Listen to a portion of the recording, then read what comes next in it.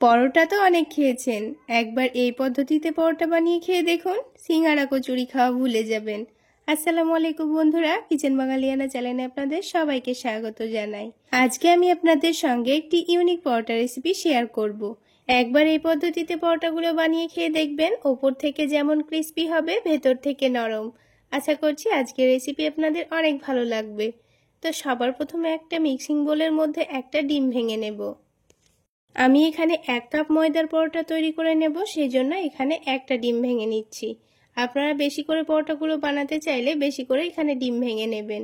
এবার এই ডিমের মধ্যে স্বাদ মতো লবণ দিয়ে দিচ্ছি, আর দিয়ে দেব 1 টেবিল চামচ পরিমাণ চিনি। পরোটার ডো তৈরি করার জন্য যেমন আমরা লবণ আর চিনি দিয়ে থাকি, ঠিক সেই জন্য আমি এখানে ডিমের মধ্যে লবণ চিনিটা দিয়ে দিয়েছি। এবার একটা হ্যান্ড উইক্স দিয়ে খুব ভালো করে ডিমটাকে ফেটিয়ে নেব।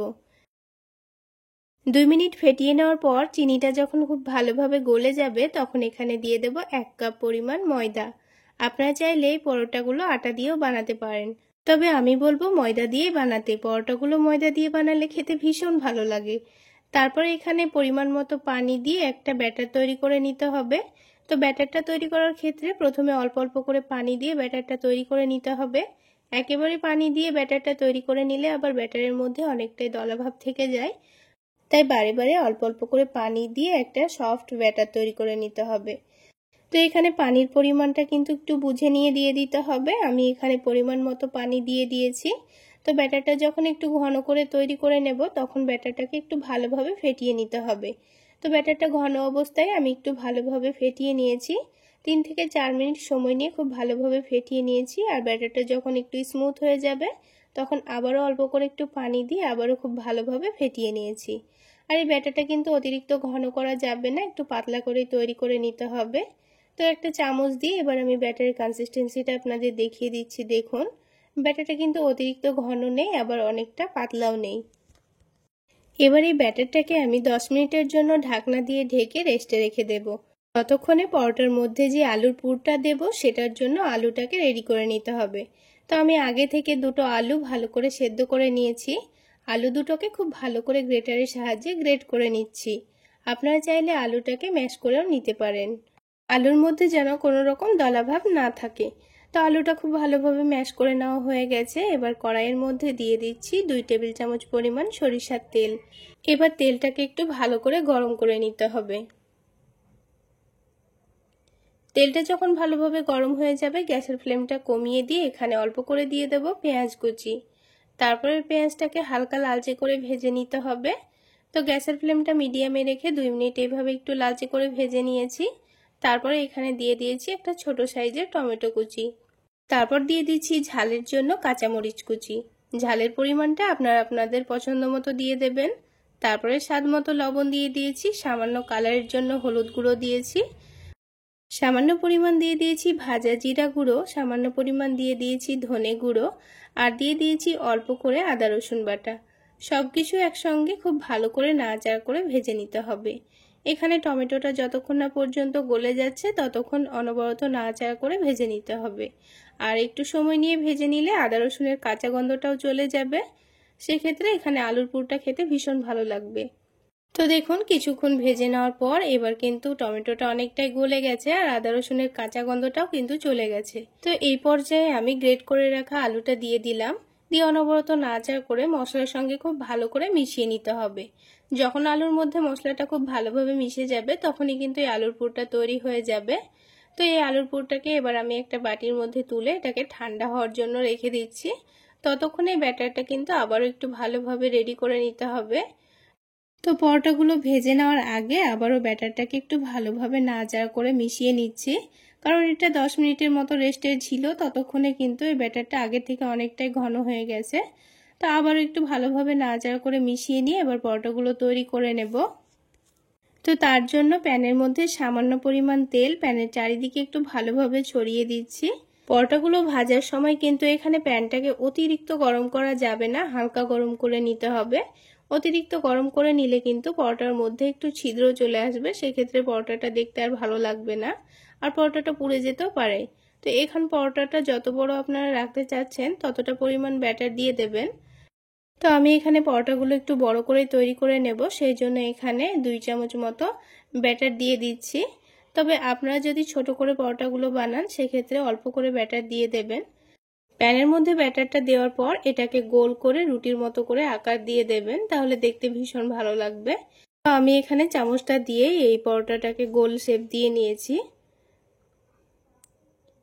এবার দেখবেন 2-1 মিনিটের মধ্যেই ওপরের দিকটা খুব সুন্দরভাবে শুকিয়ে এসেছে। তখন এটাকে উল্টে দিতে হবে।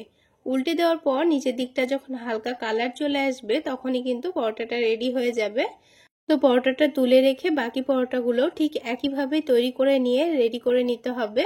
তো বন্ধুরা, এই পরোটাগুলো তৈরি করার জন্য কিন্তু সবগুলো পরোটা একসঙ্গে ভেজে তুলে নেওয়ার পর আবারও কিন্তু বাকি কাজটা করে নিতে হবে।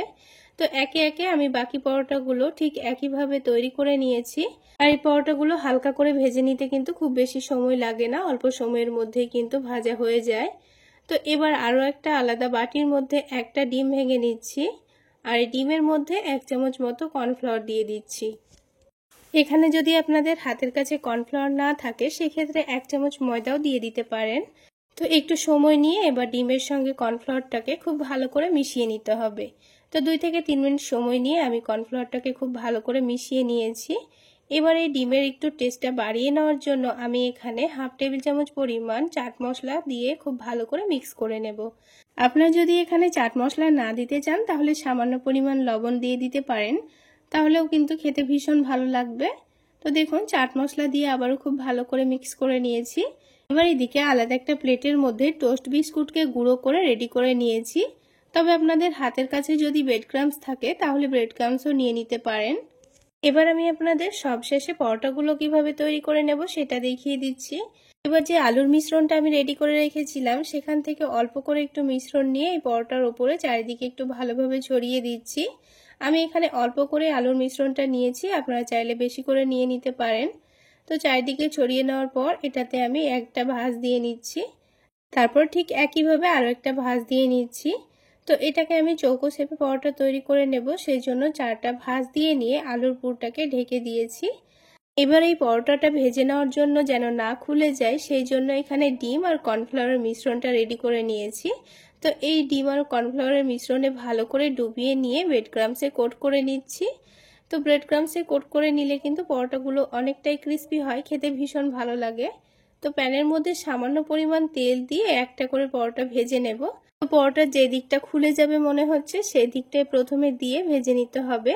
তো গ্যাসের ফ্লেমটা লোতে রেখে আমি একদিকটা ভেজে নিয়েছি, আবারও উল্টে দিয়ে গ্যাসের ফ্লেমটা লোতে রেখে ভেজে নেব। আর পরোটাটা উল্টে দিয়ে কিন্তু আরও একটা পরোটা আমাদের রেডি করা হয়ে যাবে, সেই জন্য আরও একটা পরোটা আমি রেডি করে নিচ্ছি। আর আরও একটা পরোটা রেডি করতে করতে কিন্তু আমার প্যানের যে পরোটাটা আছে সেটাও হয়ে যাবে। তো গ্যাসের ফ্লেমটা লোতে রেখে পরোটাগুলো ভেজে নেওয়ার চেষ্টা করবেন, তাহলে পরোটাগুলো অনেকটাই ক্রিস্পি তৈরি হবে।